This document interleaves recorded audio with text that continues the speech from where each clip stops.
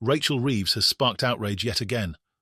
The Labour Chancellor's trip to Brussels to address the Eurogroup finance ministers is being called nothing short of a betrayal by furious Brexiteers.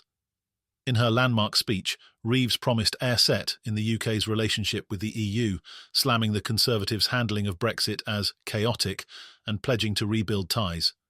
Critics are warning that Reeves is opening the door for Brussels to tighten its grip on Britain, putting farmers, fishers and British sovereignty at risk. And GB News' Charlie Downs had a fiery response to her economic policies that you just have to see. Running her mouth saying that they're definitely not going to raise them again.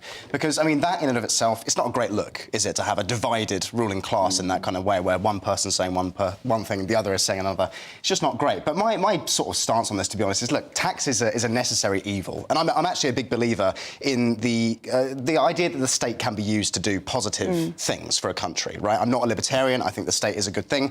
But the question is who, right? Because at the moment, our state is occupied by idiots who clearly don't know how to spend our money. For example, at least £23 billion a year is being spent explicitly on foreigners. So this is things like foreign aid, on which we spend about 15 billion, housing asylum seekers, about 5.5 billion, and so-called climate aid, which is approaching 5 billion. So these are areas that are obviously wasteful, obviously not in the interests of the British people, and it should be there that our government looks for cuts first, rather than immediately going and taxing ordinary people. Because as everyone knows, that just makes people poorer, doesn't improve the country. Paul, he's right, isn't it? It's not an objection to paying tax in principle that people have. It's whether or not they believe that money is being well spent.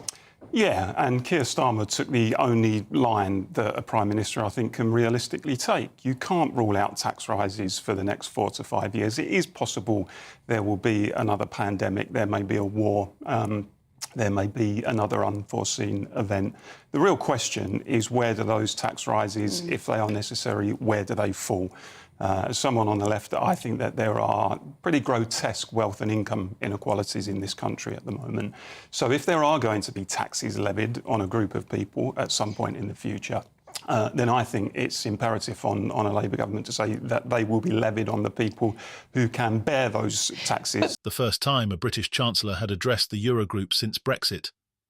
In her speech, Reeves struck a conciliatory tone, painting Labour as the party that could rebuild fractured relations with Europe. She emphasised breaking down trade barriers, improving business opportunities, and fostering what she called a mature business-like relationship between Britain and the EU. But her words ignited an immediate firestorm back home. Brexiteers were quick to accuse Reeves of betraying the spirit of Brexit by advocating for closer ties with Brussels. Many saw her speech as a sign that Labour intends to pull Britain back under the influence of the EU, despite their repeated assurances that rejoining the trade bloc is off the table. Shadow Business Secretary Andrew Griffith slammed Reeves for what he called a misguided focus on Europe, saying she should prioritise talks with the United States instead. If Reeves cared about growth, she'd be on the first flight to Washington, securing a US-UK trade deal, not wasting time pandering to Brussels' slow growth agenda, Griffith declared. The timing of Reeves's speech also raised eyebrows. With President-elect Donald Trump threatening to impose tariffs on UK imports, critics argued that Labour's focus on European relations was out of step with the urgent need to protect British industries from US economic aggression. Fishermen and farmers, two groups already struggling with the fallout of post-Brexit trade barriers, were especially alarmed by Reeves's overtures to Brussels. They warned that any effort to deepen ties with the EU could lead to renewed demands for access to British waters, a major sticking point during Brexit negotiations. With the EU recently securing a lucrative trade deal with South America, British producers fear being left behind if Reeves prioritises Europe over global trade opportunities. Even within Labour, there are murmurs of unease about the optics of Reeves's speech. While many back the idea of rebuilding relationships with Europe, some MPs worry that Reeves risks alienating Labour's pro-Brexit voters, particularly in the so-called Red Wall constituencies. Reeves, however, remains unapologetic. In her speech, she portrayed her strategy as a pragmatic response to the economic challenges facing both the UK and the EU. This reset in relations isn't a zero-sum game, Reeves told her European counterparts. It's about improving growth for all of us and creating opportunities for businesses on both sides of the channel. But her reassurances did little to placate her critics. Liberal Democrat Treasury spokesperson Daisy Cooper, while critical of the Conservatives' botched Brexit deal, warned that Labour's approach risked making Britain overly reliant on the EU's slow-growth economy. Rachel Reeves needs to show how her plans will actually benefit small businesses and farmers caught up in endless red tape, Cooper said. The British Chambers of Commerce echoed those concerns, highlighting the regulatory burdens stifling UK exporters. While they welcomed any efforts to ease trade with Europe, they questioned whether Reeves's plans would go far enough to address the challenges facing British businesses.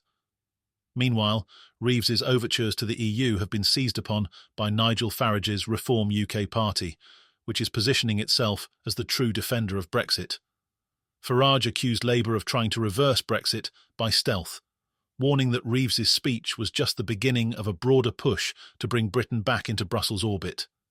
Adding to the drama, Reform UK scored a major win this week with the defection of Rael Braverman, husband of former Home Secretary Suella Braverman. Rael's decision to join Reform as a senior campaigner has fueled speculation that Suella herself might soon follow. Reform insiders are calling the defection a huge coup, with GB News commentator Claire Pearsall noting that the party has struggled to attract prominent female figures. Suella Braverman has denied any plans to leave the Conservatives, calling the speculation nonsense. But Farage is clearly betting that the growing discontent within Tory ranks will play to his advantage.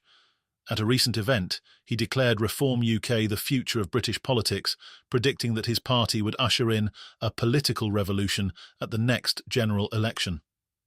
As Reform's momentum grows, Labour faces mounting pressure to define its Brexit stance more clearly. Reeves's speech, while intended to signal Labour's commitment to international cooperation, has instead reignited the debate over Britain's place in the world. For Labour, the stakes couldn't be higher.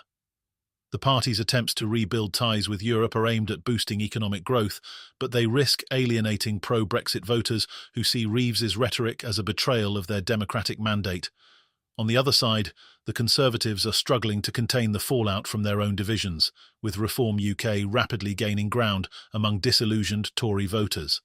The question now is whether Labour's vision of a closer relationship with the EU can resonate with the British public, or whether it will become yet another political minefield in the ongoing Brexit saga.